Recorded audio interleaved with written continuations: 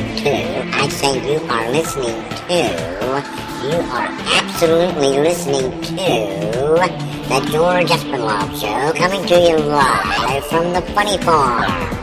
Now, with no further ado, here comes Georgie!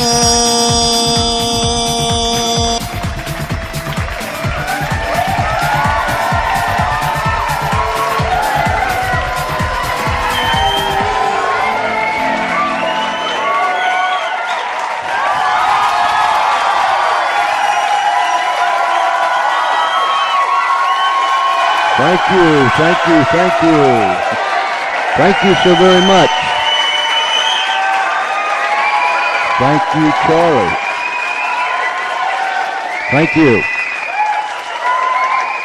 Thank you.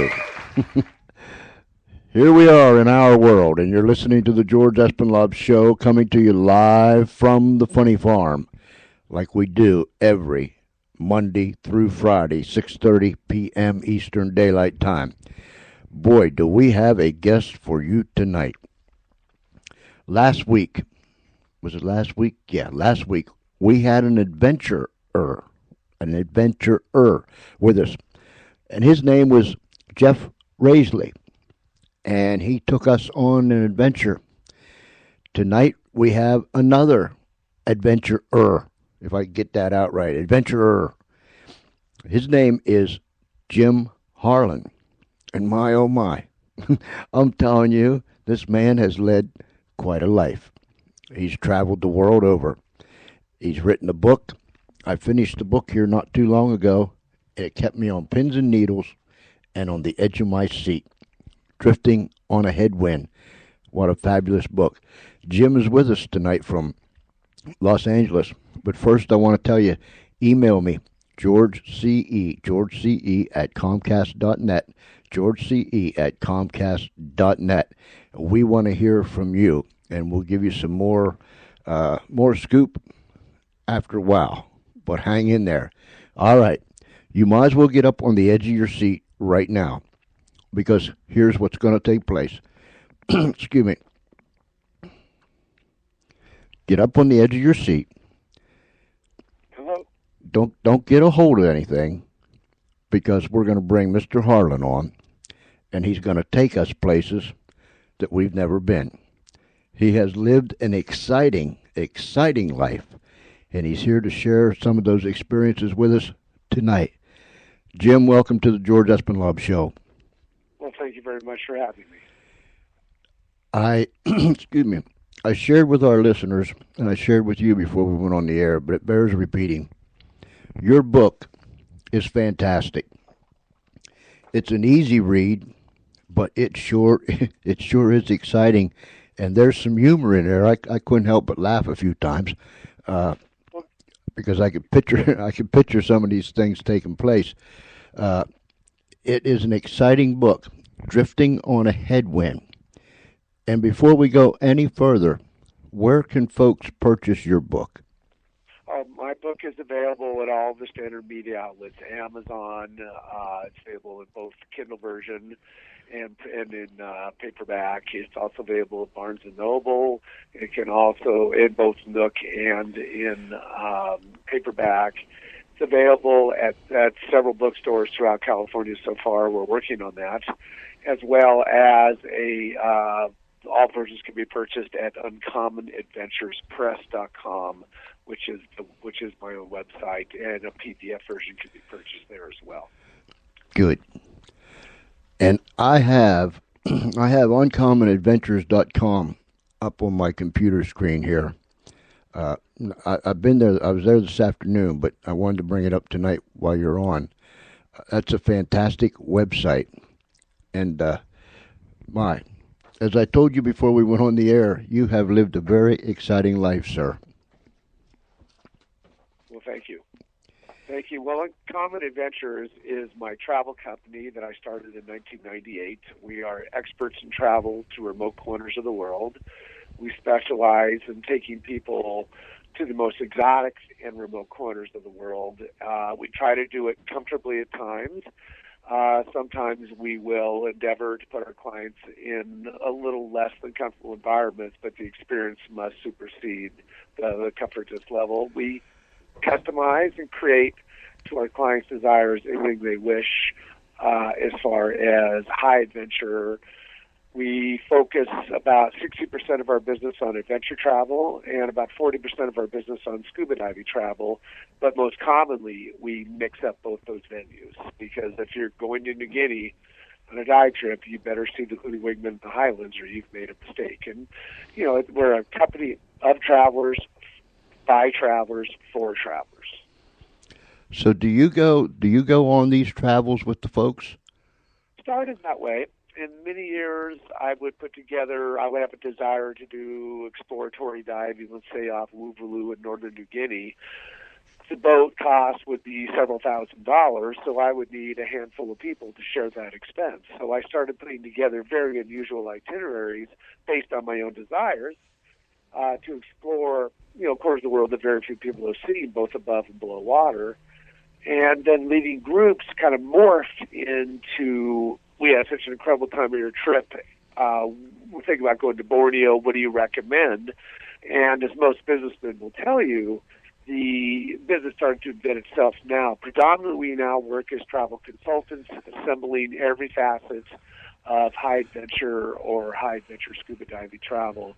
And again, in the remote corners of the world, we do not sell, for example, Tuscany, but we do sell a lot of, Irian Jaya, West Papua, all corners of Africa, Southeast Asia, India, Bhutan, Nepal, Nagaland, places that many people may or may not be familiar with. There are some very well-traveled people out there, and many Americans are unwilling to go work a 60-hour week unless they know in 9 months they're going to be scuba diving in Raja Ampat, Indonesia. It's just the carrot or the light at the end of the tunnel. We get so caught up in our everyday routine. I can't stand monotony. But nonetheless, we get caught up in our routine. We go the same way to work every day. We come home the same way. We stop at the same coffee shop. We do this, we do that. It's just over and over and over again. When I think people really need to stop and realize this is a great, big, beautiful world, isn't it? It is, and it's shared. And real experiences are hard to find. Many people are getting lost in the virtual world. Most Europeans figure it out. They get 8 paid weeks holiday. They tend to pick a continent or a destination and then meander it thoroughly, typically without a plan. Most people, I believe, in America in particular, work far too hard and don't balance their life with the real experiences versus the acquisitional part. In other words, there's a balance in life. There's the acquisitional time of your life, and there's an experiential part of your life. And the things you remember are the things you cannot forget. So my advice to people is to get out there and explore the world. It's an amazing place, and we live in an amazing time in history. Most importantly for people who don't like an extraordinary amount of discomfort, during the bulk of my travels, which are well chronicled in my book, Drifting on a Headwind, were times in which there was no news available. There was no information. I drove into the middle of a couple of civil wars. We were unaware of what's going on. And we really literally had no plan or information. We would often pick up our information from bartenders, taxi drivers, or other travelers. Today's modern world, there are still very, very untouched, very mind-blowing, unforgettable experiences, but both naturally and culturally in the world, that we get to relatively easily and do it in a great amount of comfort, which is the buzzword comfort. In the past, we may have had to sleep in the dirt or sit on top of a bus in India or wait at a train station in Thailand for weeks at a time. And now we have the ability to get to some sort of lodge in remote corners of, let's just say Sabah, for example, where they've got comfortable rooms, they've got hot water. You could go out and associate with the Dayak people, see wild orangutans. At the end of the day, you've got clean linens, decent food, and drinkable scotch. It's an amazing time in history in which we live. And like the old commercial always said, excuse me, we only go around once in life. And that's very important. Life is short is very important. we all get reminded of, particularly as years go by, that, there's a tragedy befalls somebody we know or somebody in our family, and we wish. When I was 11, I worked as a janitor in a local elementary school in the summertime for $1.19 an hour. And there was a sweet old Irishman who worked there for 40 years. And every day at lunch, he said the same thing. I'm retiring in 2 weeks, and my wife and I are finally going to take that vacation to Hawaii. And that kept him going for 40 years of scrubbing floors. And I heard, sadly, that 2 weeks after he retired, he passed on and was never able to get his trip to Hawaii. So at the age of 11, I made a very conscious decision that if there's something you want to do, feel, or experience in life, then take action upon it, go out there and actually do it, because you never know what's around the next corner, particularly with your health, with your time. Time, Americans, we definitely get caught up in time. We get caught up in money, what we drive, where we eat, what we eat, where we live, and we miss, in my opinion, much of the current time history that we're in and the experience that we found out in the world. And once you're outside your comfort zone, you will learn much more about yourself than you will sit in your living room watching it on the Discovery Channel. It's a personal experience. When nothing sounds, smells, or looks familiar, all of your instincts become alive. It's a very adrenal, it's very stimulating, and in some ways it's very addicting. That's some good points, real good points. I like when you said when we get outside of our comfort area, that's when we find out about ourselves. And it usually don't take too long when you're out of the comfort area to find out about yourself. And that's really good. Well, these are also where you gain confidence, experience, exposure, and real perspective.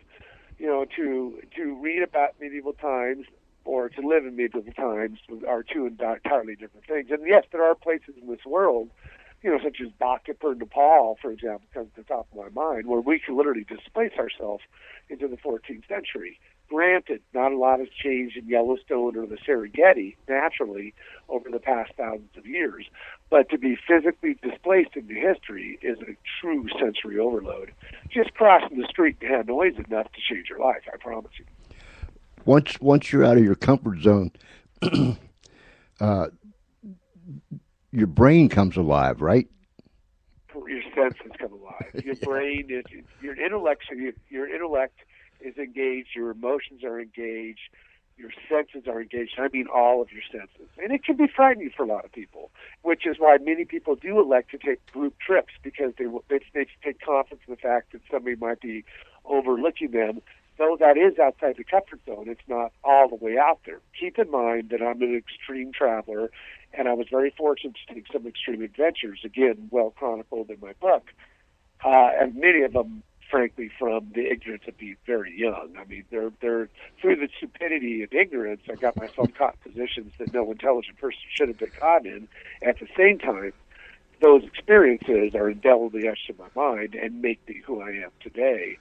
So I'm very fortunate not to have had the internet, to have been able to Google even the remote corners of Indonesia and know what to anticipate. We had no idea what to anticipate. We went out the door, and we took it day by day. You had to be patient, you had to be persistent, and you had to have a sense of humor. Otherwise, you'd go flipping crazy to find out. How old were you? How old were you and your brother when you went on your first adventure? I was 17. My brother was the valedictorian of the high school, brilliant 4.0 student, raised by a single mother who was equally as brilliant, Stanford graduate, English major, and it's stated in my book, I was the kid who sat in the garage and fixed the toaster. So one winter, my brother came to me, we were bored, Santa Cruz, California, with teenagers, and he said, come on, let's go to Baja. So we just, bought a $50 car that didn't have a front seat, didn't have a back window. We worked through that and just started heading off down the road. And for me, I came to an impasse. I came to a crossroads. My brother was destined to be a college-educated professor sort of person. Myself, I was one of those persons with an innate understanding of how things work and had the ability to repair things, particularly electronic things, air conditioning, and refrigerators. This was my key to survival.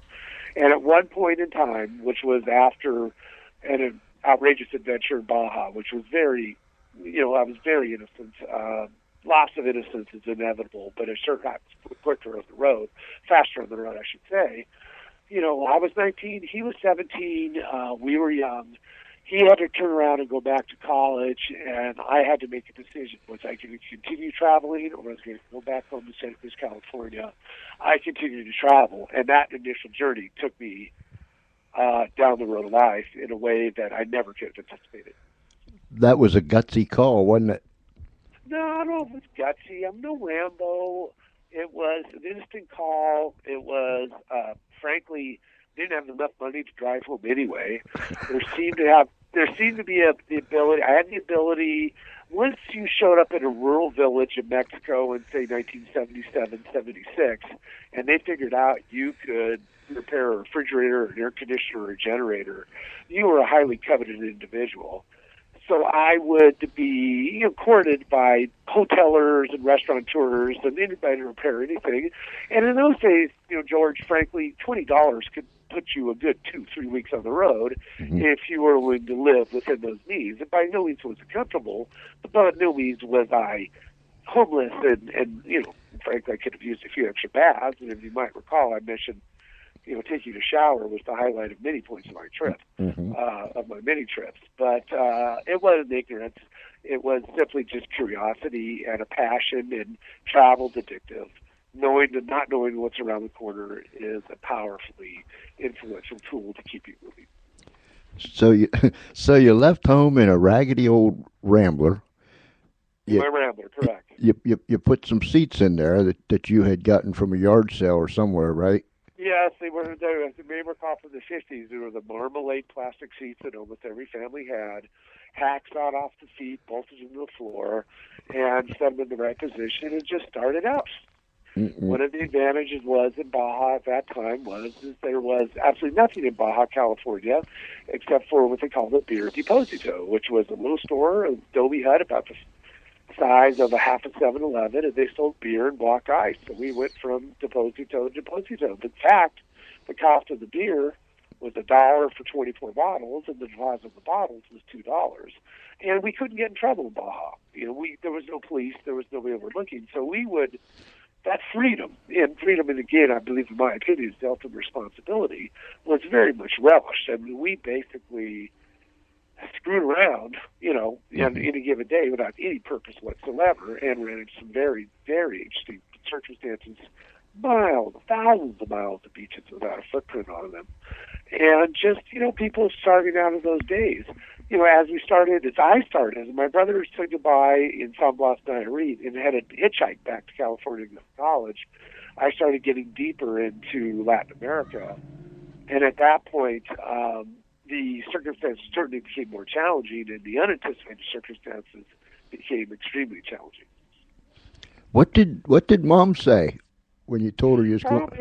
Mom, sadly, it was a time in history in which, long distance telephone calls cost more than a month of living in Chiapas, Mexico. Postcards rarely got there, so my poor mother really did not have any idea where I was or what I was up against. It's just the way it was. There was no email.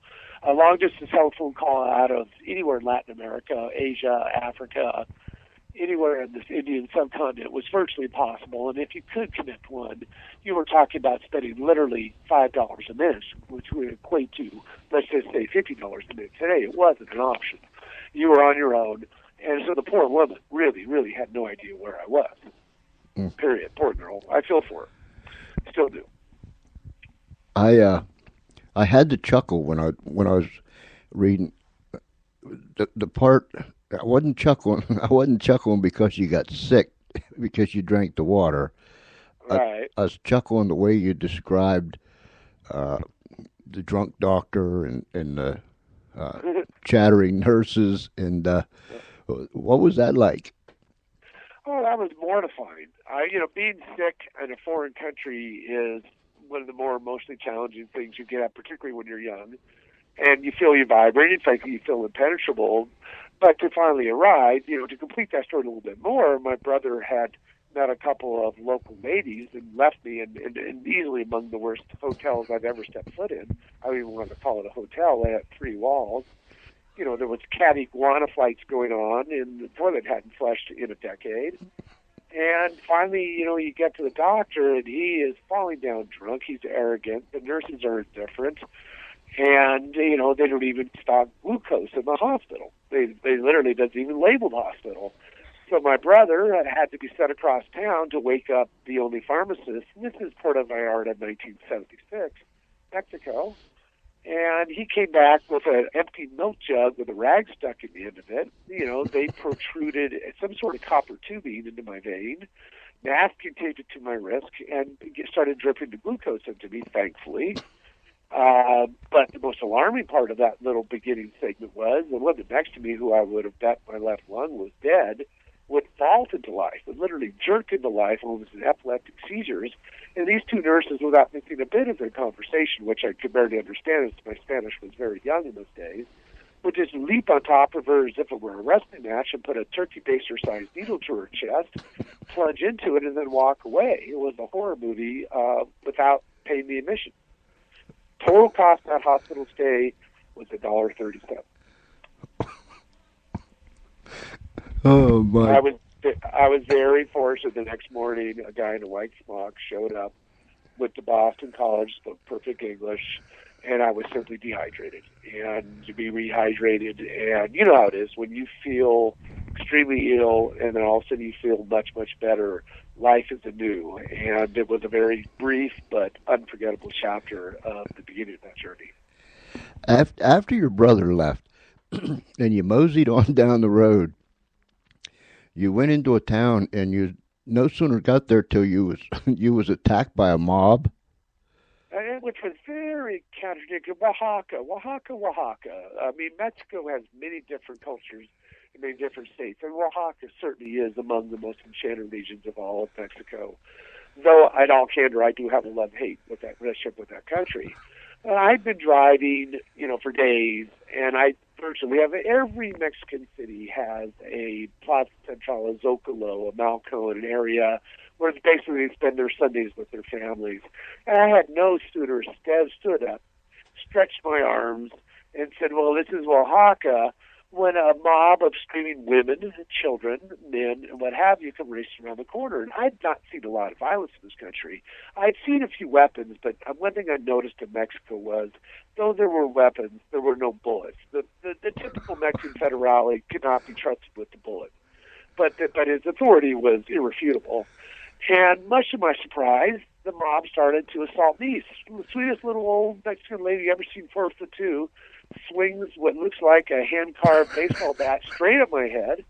I duck. She shatters the window of the Rambler. I immediately crawl underneath the Rambler, which has the clearance of 6 inches, and fortunately I had the clearance of about 6.5, so I made it work. And, you know, and I literally have been in town, you know, George, no longer than, I would say, 45 seconds. Immediately, next thing I heard was a gunshot. You never hear gunshots in Mexico. And then I felt the rifle at the back of my neck. These police drugged me from out from underneath the Rambler, took me straight to jail, and threw me in there, and never once made eye contact with me. And I'm just talking to myself. I'm 17. I'm going, what the heck's going on here? And I had no idea. The strategy in Mexico is not uncommon in many, many corrupt countries of the world, short of many, let's say, because obviously it doesn't happen often in Germany, France, or America, is they just throw you in there for 10 days and wait for you to capitulate on something and then attempt to extract some funds from either you or your family or whatever needs. And their ploy was to occasionally send in, you know, a pseudo-criminal who would attempt to befriend me and try to get me to confess to my crime, which frankly, even after 4 or 5 days in jail, I was unaware of what I was being accused of. Period. Just unaware. Mostly to my lack of ability to understand Spanish. The beauty of Mexican jails is that with a little cash, you can order whatever you wish. You could get a bottle of booze, you could order a woman, you could order food, and what have you. And so I knew it was a patience game, and for once in my life I was innocent. So I sat there for 2 hours, no longer than 24 hours had I been in there, and I figured one of their key strategies is they sent a priest in his full Sunday best, his full garment, who never looked me in the eyes again, and read me my last rites that I were about to be hung in the city plaza for apparently not knowing when. Finally, in the end, as I looked out the little window, that it was a true old-fashioned, if you will, Wild West jail. You get little bars in the window. I could see them tearing the Rambler apart, searching for something unknown. I assumed it was weapons or drugs, because after all, this was the late 70s, but I had no idea what I was being accused of. They disassembled my car and threw it in every piece of pot they could. What happened? Finally, after about 7 or 8 days, this is without a shower, they started to respect me more. They're going, this guy shows no sign of guilt. He shows no sign of fear. He shows no sign of intimidation. And after 10 days, they just came by, opened the door, walked away. I shot out of there like a cat in the bathtub. Jumped in the Rambler, grabbed all the chunks of the Rambler I could, stuffed them in the trunk, and just started heading east towards Oaxaca, towards Yucatan. Never figured out. It was mentioned to me at some point that there was a sweet little kid named Luis, and he was truly a sweet little kid. Every Mexican jail has a 10 to 14-year-old boy who basically works as a procurer for the prisoners to get them whatever they want. And he was very interested in me because I was an American and I was almost his age. And eventually his English was about as good as my Spanish. Apparently somebody had stolen the sacred golden goblet from the main church in Oaxaca, and it was some American, they thought, and they had come around the corner, and I was simply just the first American they saw. So it was just wrong place, wrong time, period.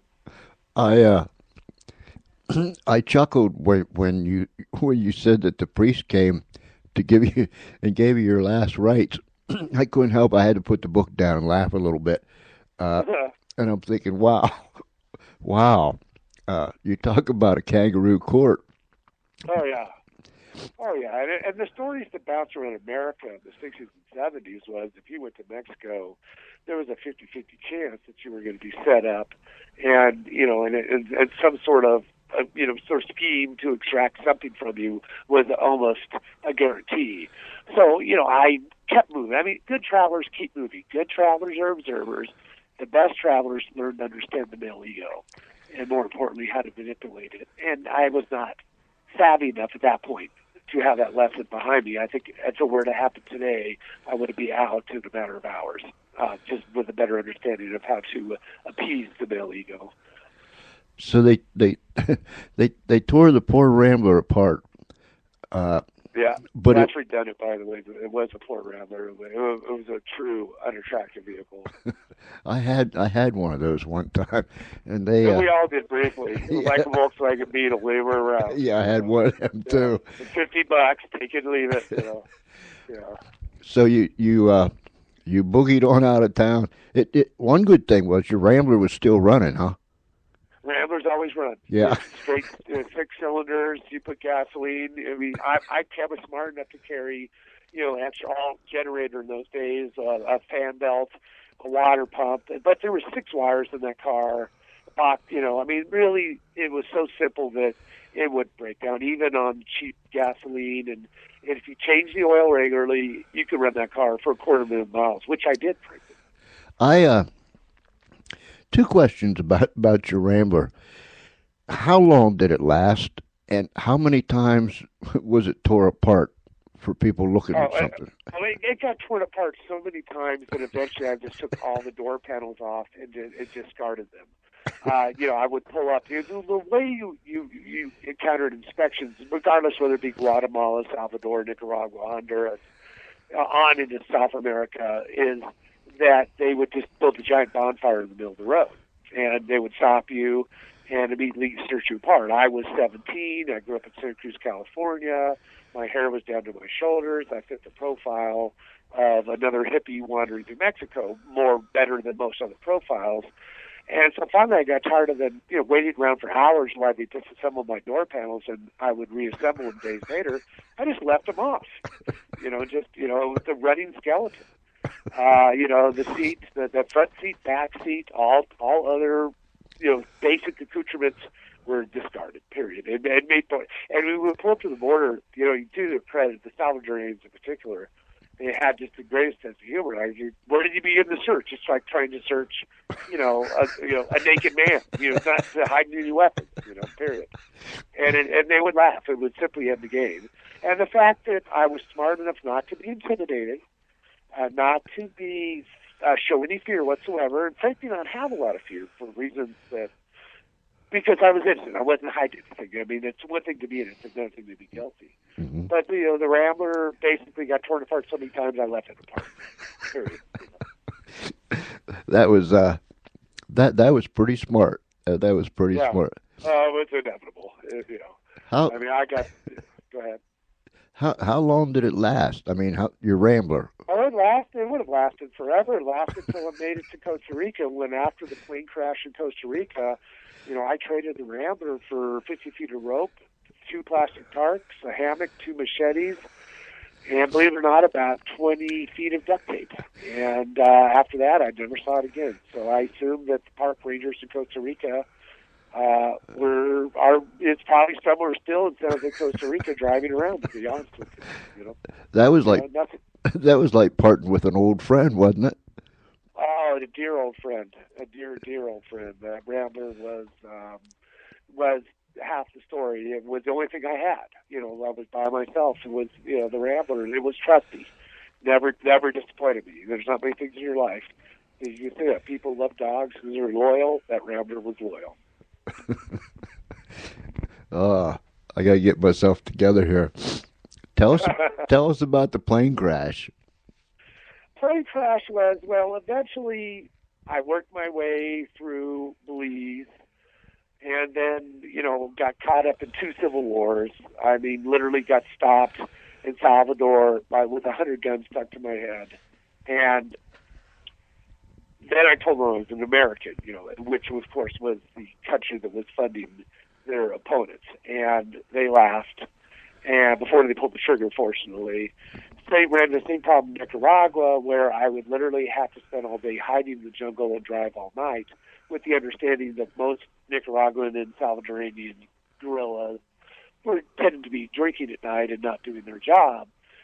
So when I finally hit Costa Rica, it was like re-entering America. It was a very civilized country. I mean, it's 98% European descent. It's the most literate nation in the world. The roads were paved. The people asked. Their interrogations were professional and on point. They didn't just, put a gun to your head and say, "Talk, Ringo." Then, I ran into, ran into some friends. A guy named Michael, when the Rambler finally did break down the first time and the only time, the distributor cap cracked. Ended up helping them build one of the first eco resorts in Costa Rica. I picked up a job in Belize putting engines in airplanes. They were starting up an airline there, and I had to fallen for passion, had come across a passion for flying. And as a kid, I literally had put 2x4s in my wagon and would tow kids around the neighborhood for airplane rides. So I went out to the airport in San Jose one rainy morning, San Jose, Costa Rica one morning, and cut a deal with the owner of an aviation company that for labor in aviation repair and mechanics, I would get in return flight lessons. And he immediately was surprised because he had rarely met an American that was willing to work, frankly, and was very impressed by the fact that I had taken the initiative that I did. He was very well-dressed, very well-educated. I was definitely outclassed, let's put it this way. I'm a scrappy little kid. My clothes are falling off of me. I'm asking to learn to fly airplanes. I'll get to the point, believe it or not, George. I apologize. The reality is that he took my deal. Fortunately, we had mutual friends in San Jose. The gentleman that I helped build the Jungle Lodge with was a friend of his or acquaintance of his. He cut the deal, and we started flying around. So I would, work on airplanes, and then about twice a week he would put me with a pilot, and we would go up and go through aviation lessons of the most rudimentary form. But I loved it. It was absolutely beautiful. It was challenging. It was rewarding. It required all of my capacities. It was everything I hoped it would be and more. But there was a handful of pilots, and this was a charter company. These were people flying, government officials, the occasional tourists, whatever, to basically grass strips in the middle of nowhere in the jungle. My least favorite was a guy named Carlos, and Carlos was all testosterone. He was too macho, and in flying airplanes, there's no room for that, in my opinion. And one day, we had talked, I'd come to know all the pilots, they'd come to respect me, we'd become friends, and the reputation is that Corcovado, which is the finest national park in Costa Rica with regard to the amount of wildlife and plant life, and the most pristine, perhaps best rainforest experience still today in all of South and Central America. That includes the Amazon basin. And Carlos was taking a flight to Sirena, and they put me into Corcovado to a strip called Sirena, and they put me in as co-pilot, because at that point I was getting my time by flying as co-pilot. I would do all the takeoffs and landings and what have you. And anyway, Carlos was the kind of guy that cut the fingers off his glove, and he was just too macho for that. The Sirena airstrip was literally 2,000 feet of wet grass stuck in the middle of the rainforest, 150-foot trees on all sides. And I could tell he was nervous, and he elected to come in from over the ocean into the wind. And any good pilot will tell you always, downwind. Any good pilot would tell you always land into the wind, particularly on short field wet landings. You have to come in very slow and at the exact right attitude to nail these landings. He came in too slow, stalled the airplane, overcorrected. We hit the creek just before the runway, the grass runway. He broke off the landing gear. They snapped like matchsticks. The airplane immediately flipped upside down. The propellers, the gasoline immediately in the grass that he was cutting the propeller got stuck in my eye, so I was blinded by gasoline. I was blinded by broken pieces of the windshield. And I was flying literally upside down in an airplane, skiing down a wet runway, at 70 miles an hour. And when I finally, get focused and then the chaos stopped, all I could hear was this crazy Englishman speaking every expletive to every undiscernible word I've ever seen going back and forth. I knew I had to get out of the airplane quickly, so I dropped the seatbelt, landed on my head, crawled out the grass. And then about 75 howler monkeys came around screaming. In the midst of this, Ian, one of my favorite characters in the book and in life, was just pacing back and forth, screaming expletives in the Queen's English. And we were his ride out there. These people had been spent 6 months in this very remote part of Costa Rica, and we were the ride home. They took 6 months studying the biology. He was an entomologist. There was 2 Costa Rican park rangers that were studying the wildlife, and they wanted out of there more than anybody. Not only did the airplane crash, it also fouled the runway so nobody else could come to get them. There was virtually no other way out of there except by foot. Wow. Not many people have a crash in an airplane and walk away to travel on. Yeah, you'd be surprised. More do than don't. But yes, that was. I've been I was a commercial pilot for 20 years as well. I've flown over 93 different types of aircraft. Airplane crashes are very survivable, depending on the circumstance too. But yes, not many people do. You're right. Go ahead. Well, I was saying there I was stuck in Corcovado, Costa Rica, with no way out. And that left me, fortunately I was surprised. I went to take a swim in the river because I was soaked in gasoline. But Corcovado was famous for its giant crocodiles. So I had to take my least favorite of baths, which is a saltwater bath, which is hiked to the ocean. And you never feel clean after a saltwater bath, never.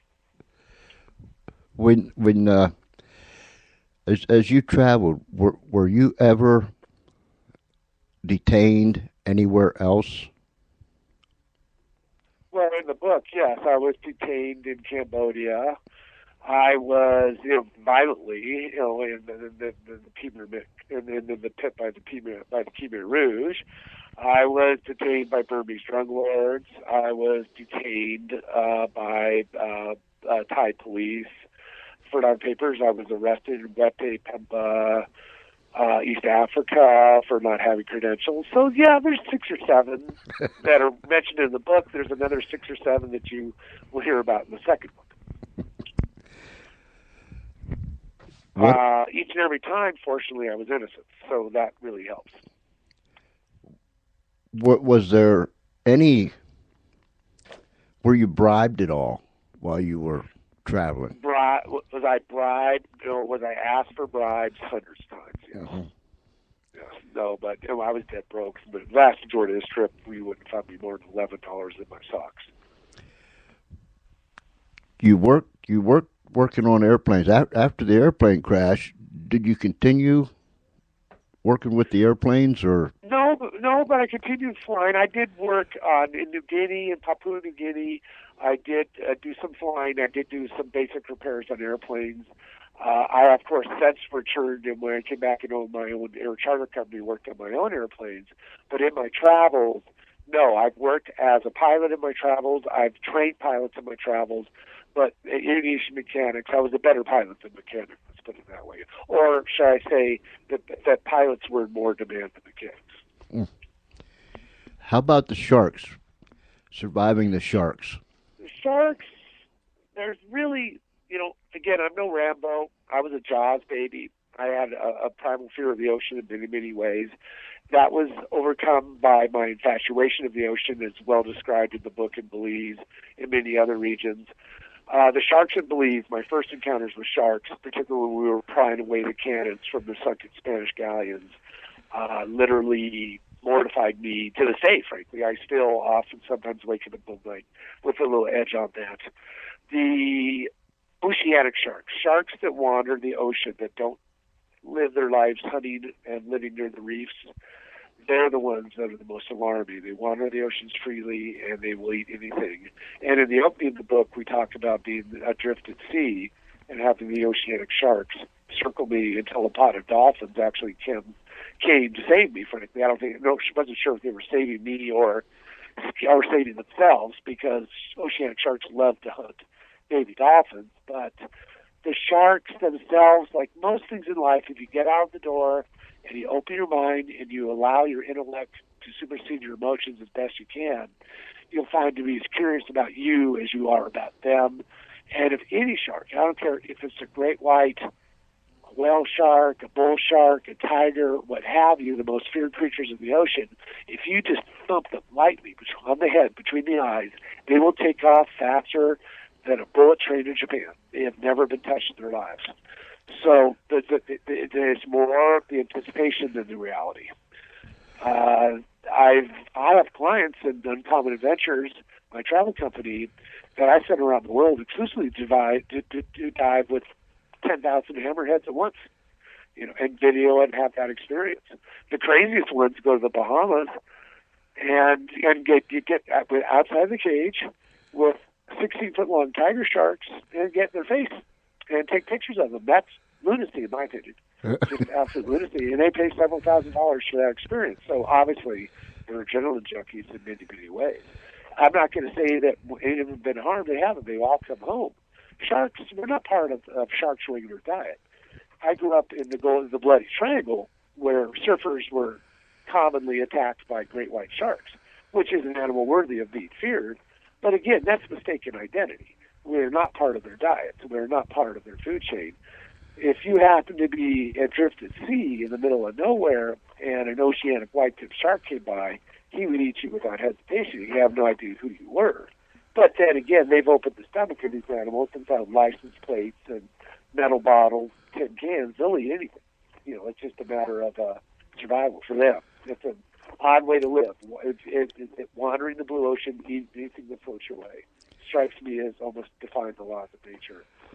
So these oceanic sharks, are they like the renegade sharks of the shark clan? Yeah, they're definitely rogues. They do not school. They do not work together. They simply wander thousands of miles offshore seeking anything to eat whatsoever. I don't know what they find. I don't know what they survive on. It defies logic. You drop somebody in the middle of the Sahara Desert, they've got basically 36 hours.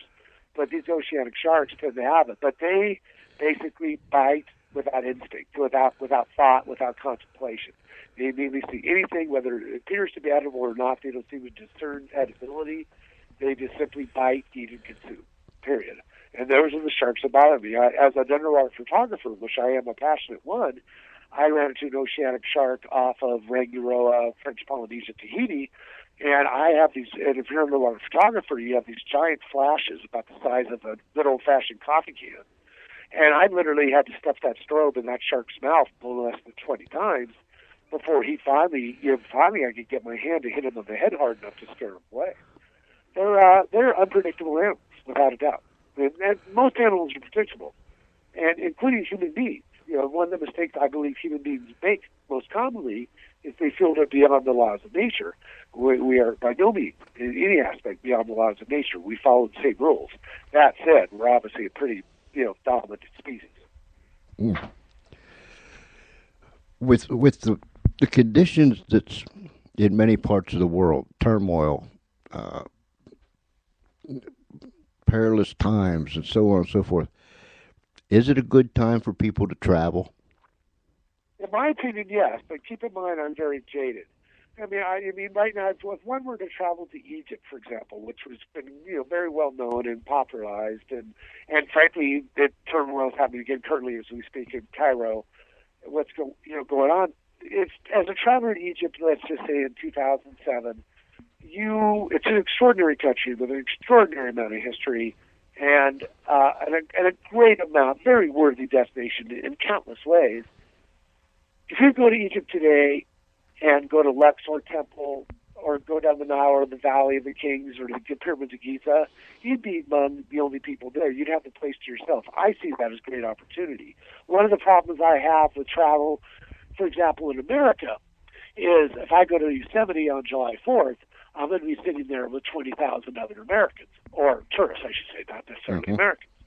And to have these extraordinary, equally as beautiful environments and or circumstances to yourself is what truly makes remote and exotic travel special. I would not suggest right now that we go to the main plaza in Cairo and say, hey, how's it going? At the same time, 2 miles away, there's a lovely restaurant, serving, feta. Well, it's not, there's a tendency to believe that if there's a riot in Los Angeles, that somehow the people in Yellowstone National Park are in danger, which could be anything further from the truth. The current Islamic world, which I've always been very well treated by the Islamic world in my travels, that's whether it be Syria, Libya, Chad, Mali, West Africa, what have you. Even in the most volatile environments, I've been very, very well treated.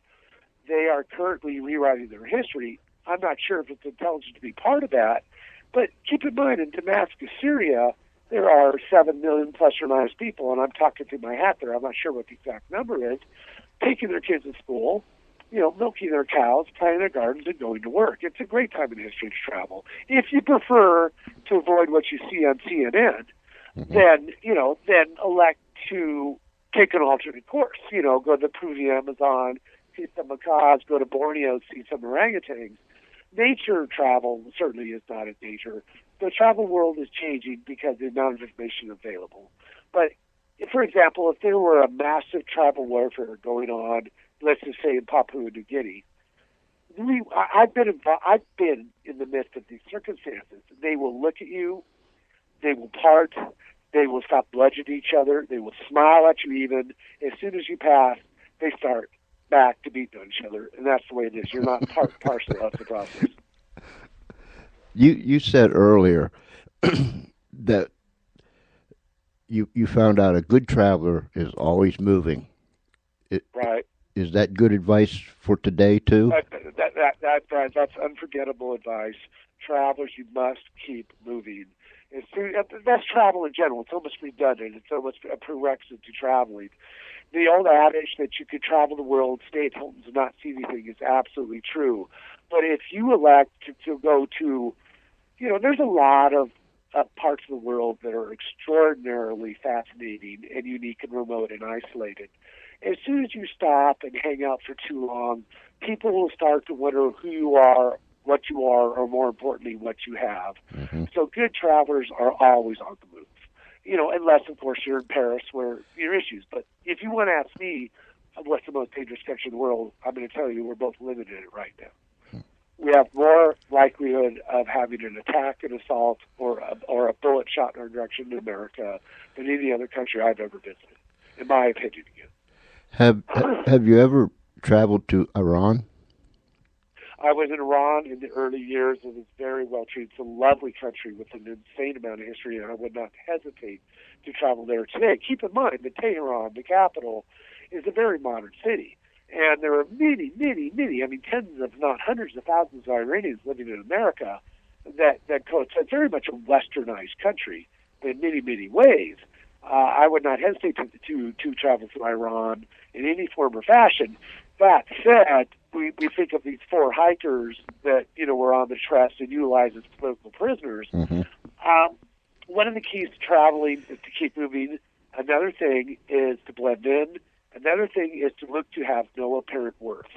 In other words, no jewelry, no fancy clothing, very basic stuff. In other words, if people perceive you as being a person of little substance, financial gain, therefore, in other words, there's little to get from you, they will not, number one, consider you a threat, number two, not consider you a potential for making them some sort of benefit money through hijacking or any other kidnapping or any other means.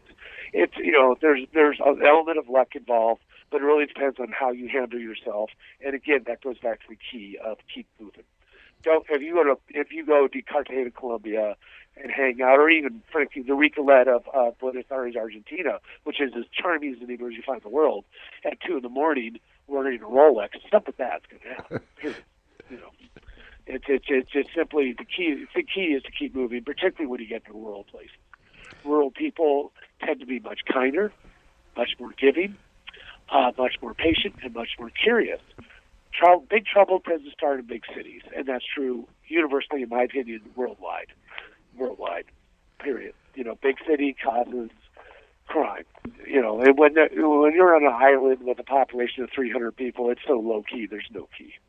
Everybody knows everybody. Nothing can be stolen because it's all on the island.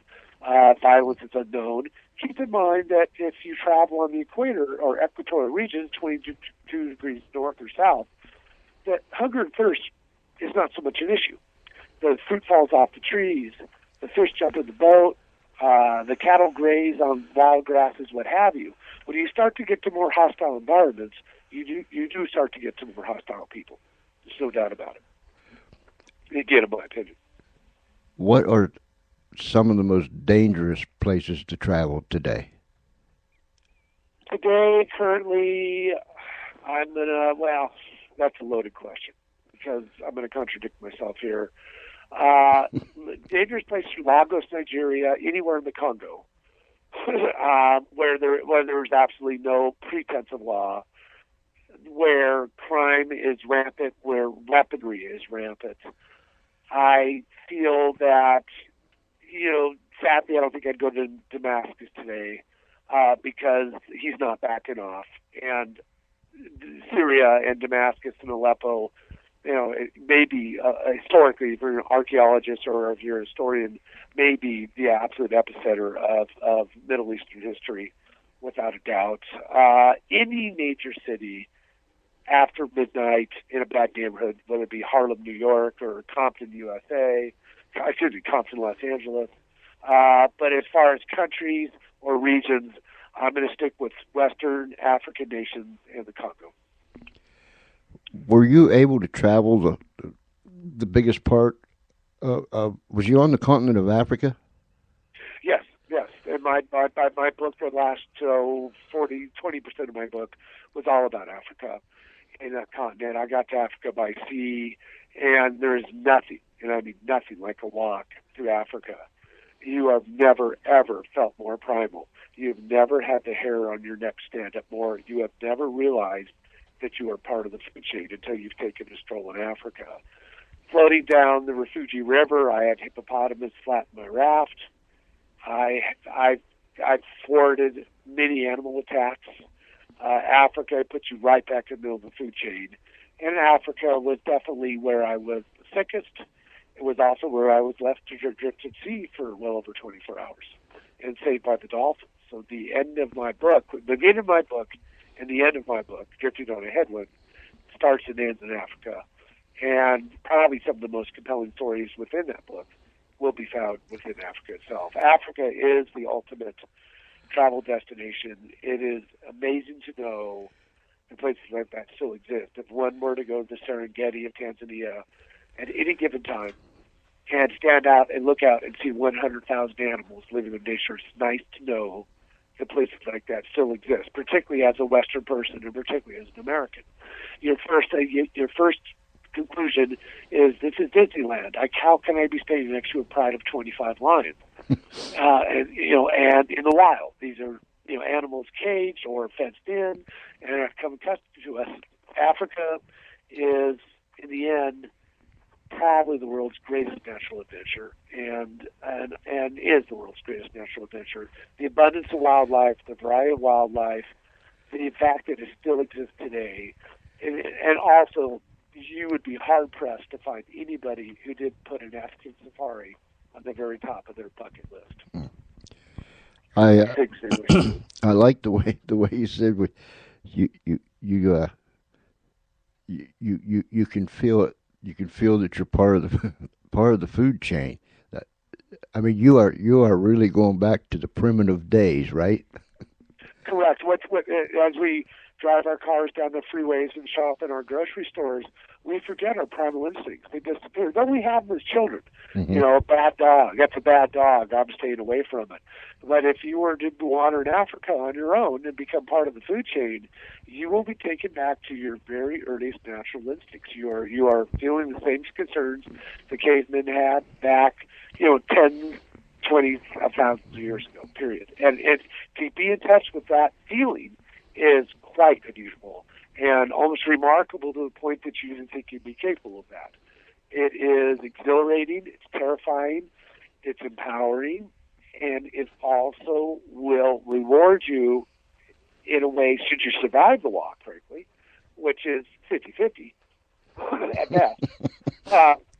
It will give you a sense of confidence and understanding of a perspective of the world that you could get any other way. And it's frankly comparable to shark diving in that way, too. It's the same sort of primal things you go encounter there, despite the fact that you breathe underwater, which already defies all your primal instincts. Period. But Africa, behind every bush is death. Instantly. And it's just part of nature behind every bush. And there's not a safe walk in Africa. In Tanzania in particular, for example, the Maasai people are the only people that live in the national park. Their average lifespan is about 36 years.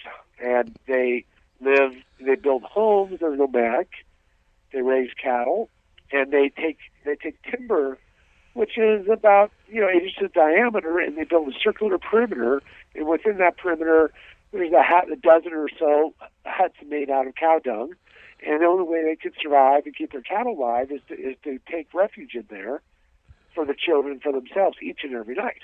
And each and every night the lions and the cheetahs, the hyenas come because they can smell the cattle and the people, and they, survive at the most primitive level as possible. Period. And hence the shortened lifespan. That's it. I mean, this is totally off the wall, but in my wacky brain, what I have left, if there was some way that every human being could be, particularly us in America, could be put in that situation just once, not too long, but just once, to where we could get a hold of our primal nature, we might be a different people around here, don't you think? Agreed. Or at least we would have a perspective that will allow us to think entirely differently in almost all situations. Getting in touch with your primal instincts, I think, is a critical part. Again, being outside your comfort zone, understanding completely who you are and the world in which you live demands that. But it'll teach you things about yourself. And again, I'll go back to my point about how many human beings feel they're beyond the laws of nature. You would never feel that way again. There's another side to that coin, too. It happens in civilization. My second book, which is almost completed, is going to be more about civilization and struggling civilizations and the processes and discoveries in which you learn about yourself and the struggles therein. if one, which I did, walks from Howrah, Calcutta, India to Dhaka, Bangladesh, 170 miles, and you observe the human race struggling in manners you couldn't possibly feasibly understand or comprehend, you would never complain again. You don't realize how fortunate you are to have lost $1 million in the stock market in 2009. Mm-hmm. You have no idea. And that's the flip coin to the traveler's perspective. What happens there is you have to let your intellect again supersede emotion, because if you empathetically open your heart to the human struggle, which of course by default we connect with, a starving child, all of us will stop, help, pick up, feed, nurture, find a home. Most of us would do that. Mm-hmm. You know, in nature, you don't have that choice. It's part of nature. We accept it's part of the nature. So there's two key lessons, in my opinion, to be learned by these two extremely different kinds of travels. And one of them is the human element, and one of them is the natural element. And after that, what I've learned is just don't complain, period. You know, don't complain. Mm-hmm. You have no right to living in America. Obviously, we can gripe. Obviously, there's great sadness and great struggles in affluent countries as well. But what is truly desperate in many ways is when you truly come into touch and true focus of what's real and what we think is real, what really hurts and what we think hurts. If that makes sense, I'm not sure. Wow. let me give our folks the website again. It's uncommonadventures.com. Uncommonadventures.com. And the name... Also, go ahead. Well, also, I'd like to mention that, you know, I have two websites, uncommonadventures.com, which is my travel company. I have uncommonadventurespress.com. I'm very interested in hearing other people's stories and their real adventures, you know, canoeing down the southern Zambezi. I'm not the only one out there. I would be very open to receiving their insights, too, and anticipate utilizing this publishing company to share stories similar to mine out there to entice people to go out to the world and have very, very real experiences. George, one of my main concerns, and I'm going to indulge myself here for a moment, if you don't mind, is in 1979 I was in the Amazon outside of Iquitos, and the Waorani people were living in loincloths and hunting monkeys with poison dart arrows and surviving quite well. Well, I had brought with me a shortwave radio. Well, that shortwave radio picked up the BBC, and the BBC that particular evening was going on ad nauseum about the mating habits of the gerbil. Now, Waoronis don't understand English or BBCs or the BBC or the mating habits of the gerbil or even what a gerbil is. But right then and there, I thought, this is going to change the world. People living in the Stone Age, if you will, are going to be able to get information from the modernized Western world. And I thought, there goes the end of the authentic cultures. Well, I was dead wrong. 10 years later, I'm in Central Sulawesi in a village, frankly, waiting for parts so I could fix the only bus in town to get the heck out of there. And everything in this town is rotting. And so this is population 300, all dirt, palapa, palm frond huts. And a generator starts up. And an entire city starts running. And I'm going, my gosh, there's actually a generator here. There must be something going on. They must preserve food. They must, use it for, driving tools for building houses or something like that. No. What they had was a beta, a television, and one Baywatch video. And so these little 4-foot-tall Indonesian girls are all puffing up their hair, trying to look like Pamela Anderson. I go, there goes the end of the world. Right now, I've got little remote, and we're talking isolated Sulawesi. We're talking about a place that would take you and I today 10 days of constant travel just to get to, by aircraft, by boat, by foot, by cattle, by bicycle, by whatever means available. I go right then and there. They're gonna, they're watching Baywatch. This is 19, I'm gonna say 82-ish, something, 84-ish maybe, something to that effect. But now we have the internet. I have a guy named Simpson who lives in the Sepik region of Papua New Guinea. Papua New Guinea is the Stone Age. These people literally are living in the Stone Age. They eat ground sago palm. Half of his children have been eaten by crocodiles. Well, he has satellite internet. He occasionally will paddle his canoe over to the Timbuktu runway, pick up my clients, and take them to a jungle lodge in the middle of the Sepik River, Papua New Guinea. I send Simpson an email. Please pick up Johnson family at 4 o'clock. He responds to me in under 3 minutes. I jump from my seat. There is something so wrong here. This guy's got a bone through his nose. He's still urinating on his feet, no candor. He painted every bone in his body bright orange in a skeletal apparition that is fearsome as it looks. So, 2 years later, I take the 5-day journey to get to his home. I fly to Australia. I fly to Port Moresby, New Guinea. I hike over the mountain. I go 2 days by river. I fly into Timbuktu to pick up the flight out of Leh. He meets in his canoe. I get to his house. He's got satellite VCR, and he's Googling Britney Spears. and there it goes. So there is a sense of monoculture that's surrounding us. People, the reason that we're seeing these kind of riots in Cairo, in my opinion, I'll give exclusively to Facebook.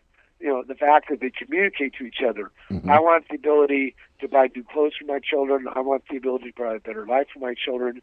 Let's all go to the plaza. People want to communicate with each other. But a guy who's literally living, let's just say 30,000 years in the past, let's make it 10 to be reasonable, knows more about Britney Spears than I do, is started receiving emails to me in under 3 minutes. The monoculture. You want to find out. Do you remember the days when the Britannica Encyclopedia guy would show up at the door, so we would have some reference as to what the Vikings might have built their sails out of? Because what the heck did they have to build sails out of in the 12th century? And now we just pull up Google, and the answer is immediately. It's right there. But the Western world. So people, even in the most remote corners of the world, because of satellite communication and the internet, have the ability to bring themselves 10,000 years of history with the click of a mouse. That's incredible. That is. Well, it's incredible. My goodness. But this man's. Also, go ahead. Go ahead. Well, this also puts the burden on the traveler and on the explorer and on the adventurer, because my children, I have a 9-year-old daughter and a 10-year-old son. I'm 53 years old. Mm-hmm. My children will be very hard pressed to find a region of the world that has yet to be explored, yet to be seen, touched, or have an authentic cultural interaction. The places left in my mind are West Papua, which is the other half of New Guinea, islands of the Moluccas of eastern Indonesia, whether it be parts of Ambon, Seram, Mosul. These regions, there are still places in the world in which you would need to not step foot. They sent a group of biologists by helicopter into deep Irian Jaya, West Papua, again, the other half of Papua New Guinea. They found 17 species they thought were exist. They found a species of orange dove that had never seen a human being, that was so tame you could pick it up and pet it like a kitty cat. So finding these places at my time in history was not a problem. I could go off the Perlas Islands of Panama and intermix with Cunha and be the first white person they've ever seen. My children aren't going to have that opportunity. So as travelers, we need to move quickly here before everybody knows the same language. Everybody knows what Barack Obama looks like and has heard of him. Let's put it that way. I get more emails from Borneo about the United States election than I do from anywhere in the United States. They follow it with passion. CNN online, they just absolutely follow the United States with absolute passion. It's 20 hours of their day are figuring out what the Western world does as opposed to their world. And that information is immediately available.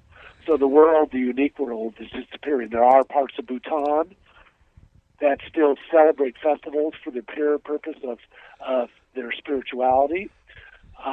That will remain. They've kind of priced out. They didn't make the mistake Nepal made, but the world is shrinking so small and becoming such a monoculture that maybe even in my lifetime, but certainly in my children's lifetime, there's not a corner of the world that won't be immediately visual on the internet. And one of the problems, one of the caveats of that in my mind, that is troubling is younger generations, and what I've observed, and I may be incorrect in this, would say, why would I want to go meet the tree people of Manakari when all I got to do is Wikipedia them and get all the information I have on them? There's a perception out there, instead of smelling it, feeling it, tasting it, struggling it, having it impact you, because though the computer can impact you, being there, touching it, smelling it, and feeling it, nothing can replace those senses. Nothing whatsoever. And so it's a double dangler in that the world is shrinking to find individuality and uniqueness.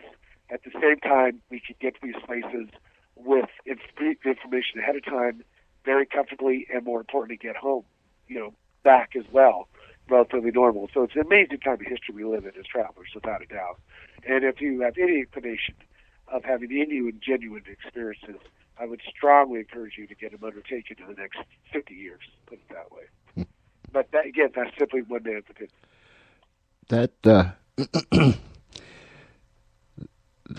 That will stick with me. The man that gets your emails and Google's Britney Spears, that will stick with me. I know. for so long. I mean, that's just incredible. That is just incredible. Go ahead. Give us your two web addresses again. What do you mean web addresses? UncommonAdventures.com, and the other one? UncommonAdventures.com, UncommonAdventuresPress.com. Okay. PRESS. And by the way, they're linked to each other. So if you go to UncommonAdventures.com, you can link your well there. Okay. You can bounce from one to the other. Yeah, bounce from one to the other. It's one part of my plan, part of my scheme, is to produce an annual book, Best Adventure Writing of 2013. This is not a new concept. But there are my clients. I send people on these sorts of adventures, and their family, their friends, and I make a point to speak to them of their experiences to great length. And there are many similar stories to mine. I hope that everybody listening tonight will pick up Drifting on a Headwind and Adventures in Remote Corners of the World by Jim Harlan to get an idea of what I'm really talking about and where I'm coming from. But I would love to put together an annual release, probably by ebook only, of just people's great adventures. We're not talking cooking trips to Tuscany anymore, or even my cruise to Greenland. We're talking about canoeing to Zambezi or deep in the Congo. Not even talking about Mount Everest. We're talking about doing things and experiences that happen to you that are almost incomprehensible. There are literally hundreds of people out there I know that have these unforgettable stories. I would like to put them in a format to share with everybody and inspire people, hopefully, to go out beyond their televisions, beyond their internets, and have some very real experiences in a very real world. I assure you, sir, the world is very real, and there are literally legions, millions, perhaps billions of very real experiences out there. But you must have the courage to go out your front door and seek them, and be prepared and be unprepared at the same time. Before I let you go, answer me this. Okay. When you talk to people before they go on an adventure, and then you talk to them when they come back from the adventure, how much of a difference is there? Night and day, black and white. I'm very candid and very transparent with my clients with regard of what they're going to get contend with as far as comfort level. But I will not tip off to them what they're going to experience and what they're going to undertake and the feelings and the circumstances, because that to me would destroy the experience. If I were to tell you that a yellow Lamborghini is going to do 192 miles an hour, you would say, wow. But if you happen to jump in a Lamborghini and go 192, you're going to go, wow. and it's simplicity as I state that. No, I try to, people want to take my phone calls. I've had secretaries, I deal with, as you might imagine, quite often imaginative people with discretionary income seeking authentic experiences. And Americans, by the way, they've got 2-3 weeks. They don't have 2-3 months. Mm-hmm. So my business would not work in Europe whatsoever, because though I do plan many an 8-week holiday, and the numbers can get quite large, but the reality is that they're seeking the professional insights. Often, when the internet came around, everybody told me it would put me out of business, and I didn't know what to think of that. I didn't even stop to think of that. The reality is that so much information was put on the internet that people wanted personal insights above and beyond the research. For example, I'm going on a let's just say a Botswana safari. Well, there's 87 lodges in Botswana. Many of them are excellent. The reality is, though, you want to be in Moremi at one point, a national park, which is a region of Botswana, and you got to stay in the permanent water at one point. And then that limits it down to 20 lodges. Well, I've personally been to these. I'm going to say Campo Kavango, because it sits in the best location for wildlife viewing. They only have 11 huts, and their level of service and they provide is extraordinary. Boom, problem solved, trip sold. Mm-hmm. And then, of course, I have to have the personal insights to do this. Now, obviously, I can't be 100% up on everything that's currently going on everywhere, but I've established relationships with my clients over the past 18 years of business that I know their relative experiences, where they've gone in the past, whom they are, what their perspective is. I am constantly pulling from my clients their insights and thoughts about places I have not been in the past 5 or 10 years, or perhaps a new dive resort in Indonesia, for example. Though I dove the region 20 years ago, tell me about the resort, tell me about the dive boat, tell me about the people, tell me about the place. So I'm constantly re-educating myself, too, to make sure that I've got valid and current and critical information. But I've had secretaries who said, Mr. Wright hasn't taken a call in a month. Why is he taking yours? Well, I'm sending him to Uganda or Rwanda to see the gorillas. Well, that makes sense. But people want, I'm not telling them their transmission's blown up. I'm not telling them they need to have their spleen removed. They want to hear from me. I'm typically the most exciting part of their lives. And so that's the beauty of the business that I'm in, is that I do change people's lives. There's no doubt about it. And that's in all humility. Not in pomp or circumstance or ego. It's just all humility. It's not me who's actually doing it. It's just convincing them to go here and have that experience. And I often have to talk to people off the ledge. I've always wanted to do this. I just don't know if I'm strong enough to do that. And I just say, you are, and I'll walk you through every bit of it, and I'll get you there, and I'll get you back. And then once you got that over with, you got a customer for life. I keep 99% of my customers. Incredible. Ladies and gentlemen, get the book. Trust me, it is a very good book. Easy read, but it'll keep you on pins and needles and on the edge of your seat. Drifting on a Headwind by Mr. Jim Harlan. Jim, you've been so gracious to share with us tonight. Man, you got me all wound up. I'm tighter than a banjo string. That's my job. It's just, I thank you from the bottom of my heart for taking the time to be with us tonight. All right. Well, sir, more importantly, thank you for making your medium available to us and having me allow me to share my insights. I've enjoyed your questions. You're obviously a very interested and passionate man. And I'm very pleased to have come to know you as much as I have tonight. I hope that someday we can meet in person. Frankly, just to get this over a rum and coke, to be honest. There you go. Thank you. I'd like that very, very much. All right. We'll stay in touch. Soon, okay? Okay. Bye-bye. Thank you. We get to meet the nicest, incredible people. Wow. I mean, look, seriously, I'm not exaggerating.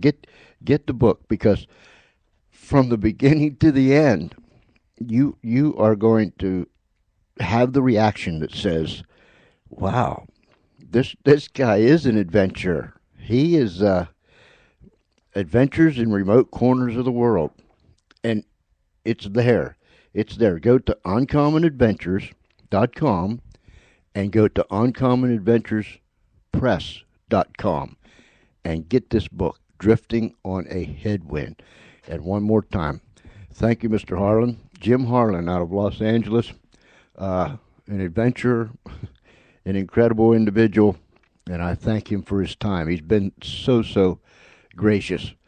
Let me catch my breath, and then I'll be back. And in the meantime, you know what we do.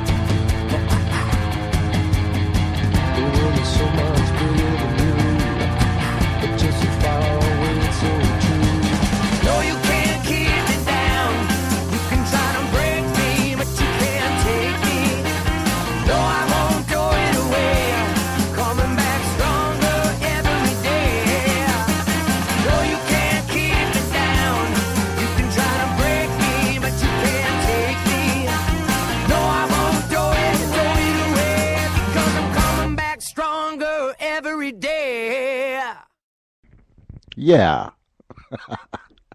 Okay. You know, Jen is in the chat room with me.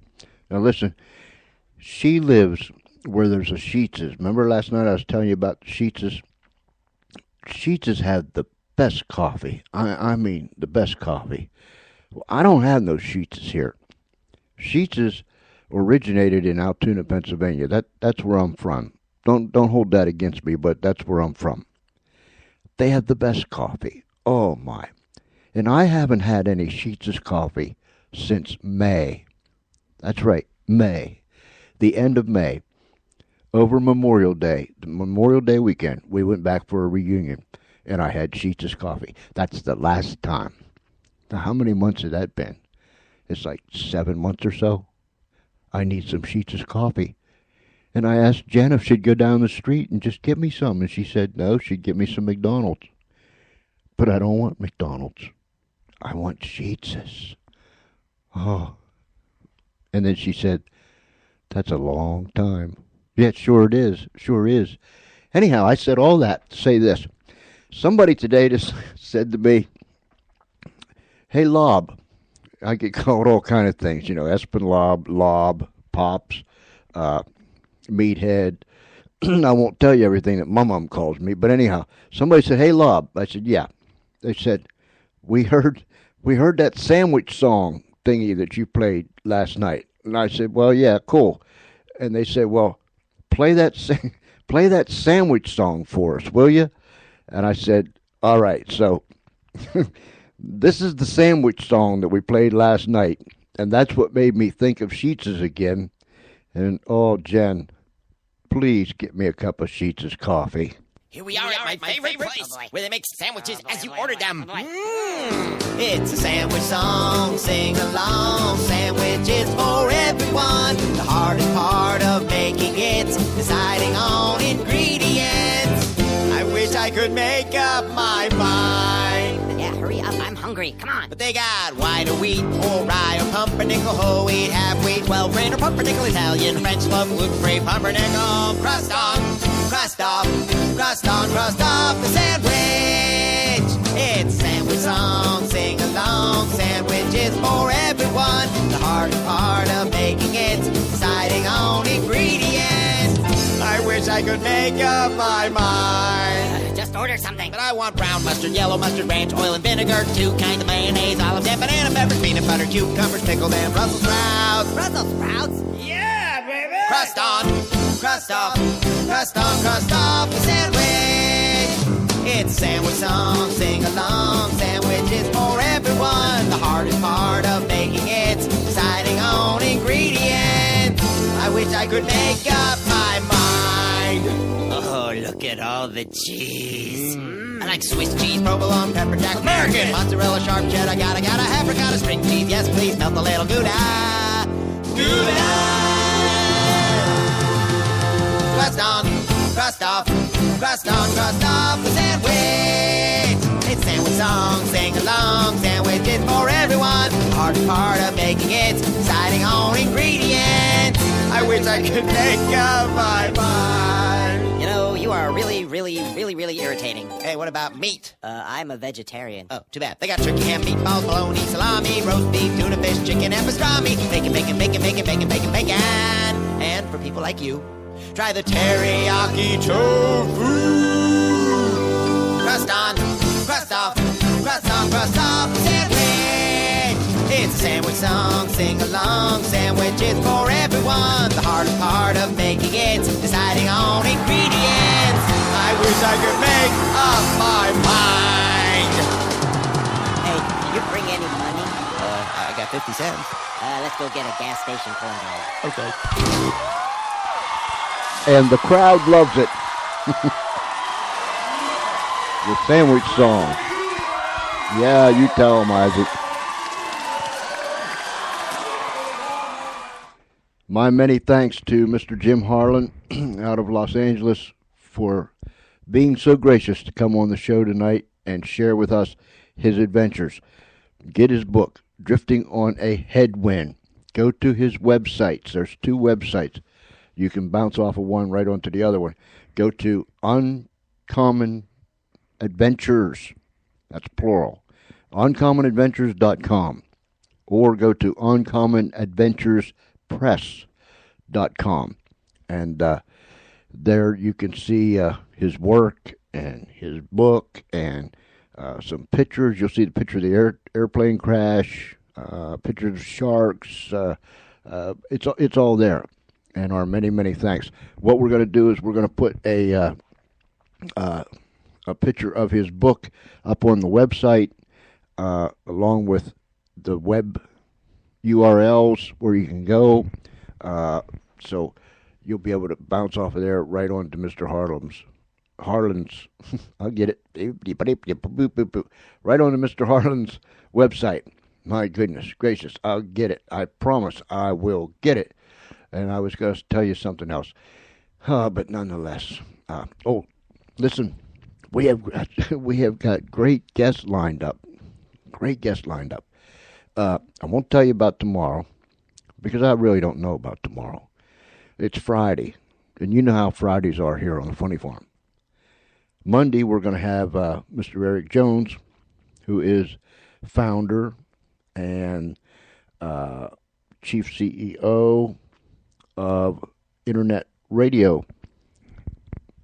And Tuesday, we're going to have Jeffrey James, country western singer, who just came out of the studio. They cut their new album. He's going to be with us Tuesday night.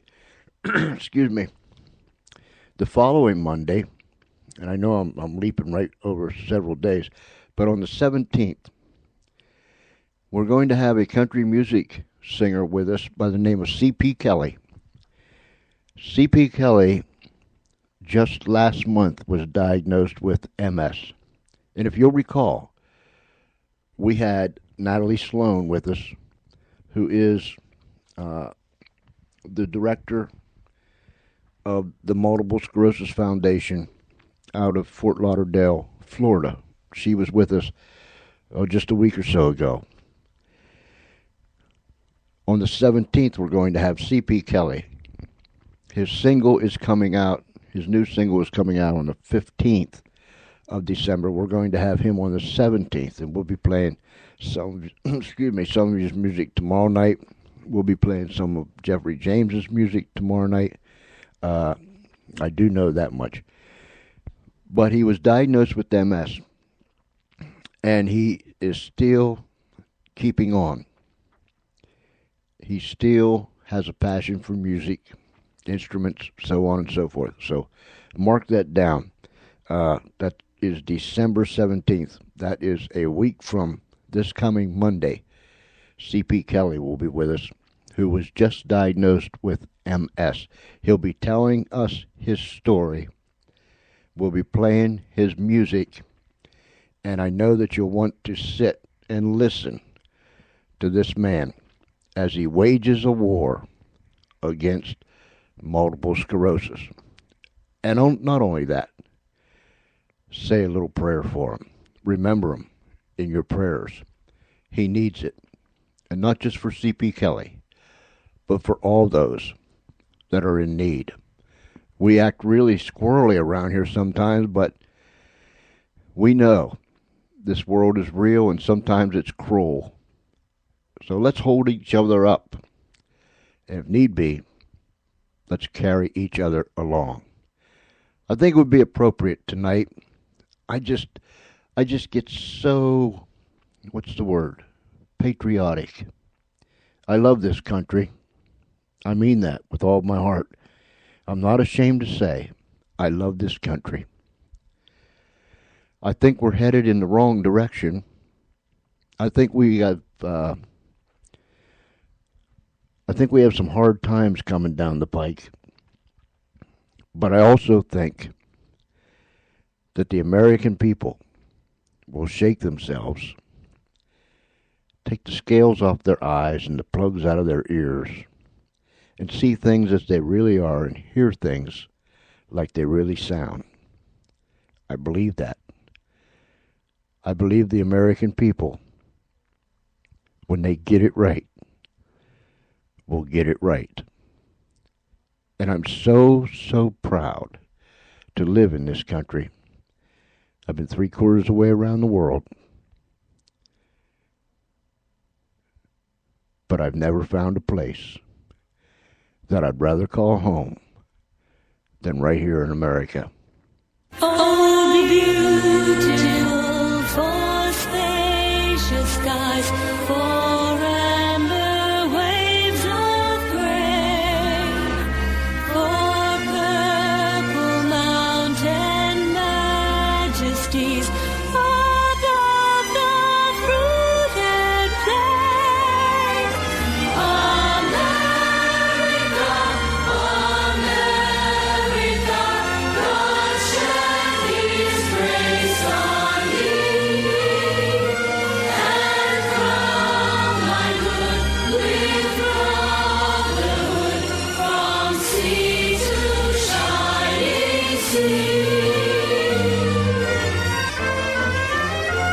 Oh, beautiful for pilgrim feet who stir in passion's glare, a thoroughfare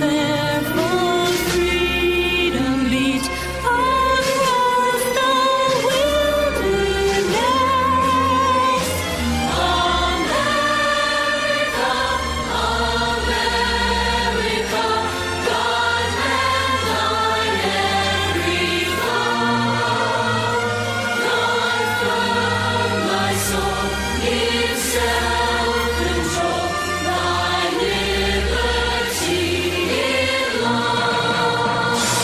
Oh, beautiful for ancient dream that sees beyond the years. Thine alabaster city sweet, undimmed by human tears.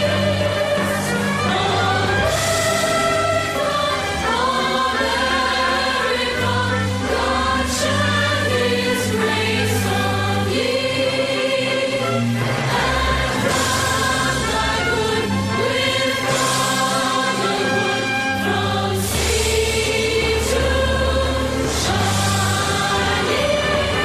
sea.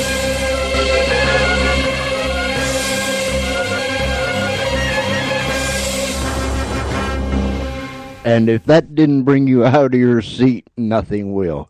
You think I'm strange. In fact, you know I'm strange. You've listened to me long enough now to know that I'm just plain downright goofy. But there's several times that no matter where I'm at, and I'm serious, if my mom was in the studio tonight, she'd tell you. But listen, there's several different times or several different songs that no matter what I'm doing, no matter where I'm at, it doesn't matter to me. I will stop and I will stand at attention. I stood up when Charlie hit that button to play that song. When I hear the Marines hymn, I stand up, if I'm not already stood up, and I come to attention. And when I hear the Star Spangled Banner, it gets my attention. Look, I've been places, and people have looked at me like I had two heads, but I just don't care. You know what I'm saying?